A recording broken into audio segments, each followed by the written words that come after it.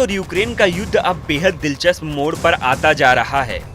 America ने कभी खुलकर यूक्रेन को तो सपोर्ट नहीं किया, लेकिन रिपोर्ट्स की माने तो अमेरिका शुरू से ही यूक्रेन की मदद करता आ रहा है।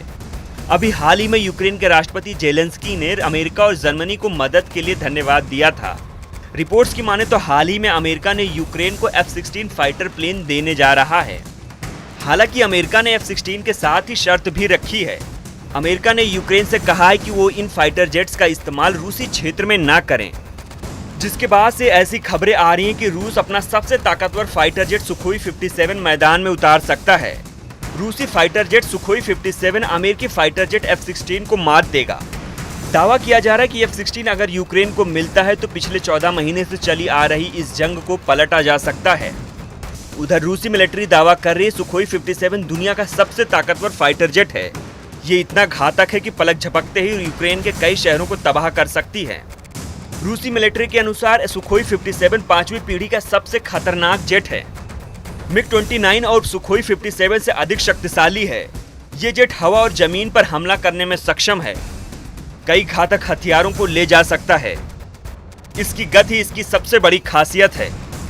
सुखोई 57 मैक 2 की स्पीड पकड़ सकता है। दुश्मन के रडार से बचने की क्षमता है। रूस ने अभी तक जंग के मैदान में सुखोई 57 को नहीं उतारा है। सुखोई 57 को क्रिमिनल के तौर पर जाना जाता है। रूसी मिलिट्री का कहना है सुखोई 57 अमेरिका के F-16 को इंटरसेप्ट करने में आसानी से सक्षम है।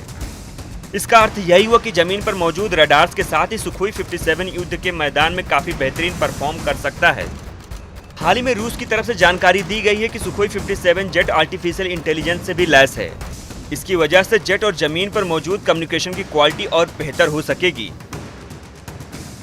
ग्राउंड रडार की वजह से सुखोई 57 आसानी से लंबी और मध्यम दूरी मिसाइल को कैरी कर सकता है। सुखोई 57 में पहले ही 200 किलोमीटर रेंज वाली लंबी दूरी की मिसाइल RVV-DB और 110 किलोमीटर वाली RBB-SD मिसाइल के साथ ही मध्यम दूरी की मिसाइल फिट है। बता दें कि G7 की बैठक में अमेरिकी राष्ट्रपति जो बाइडेन ने अपने साथियों और नाटो देशों से अपील की है कि यूक्रेन के पायलटों को सभी फाइटर जेट उड़ाने की ट्रेनिंग दी जाए। फिलहाल रूस ने यूक्रेन के पूर्वी क्षेत्र बखमुत पर कब्जा कर लिया है। रूसी रक्षा मंत्रालय ने इस बात की जानकारी साझा की है।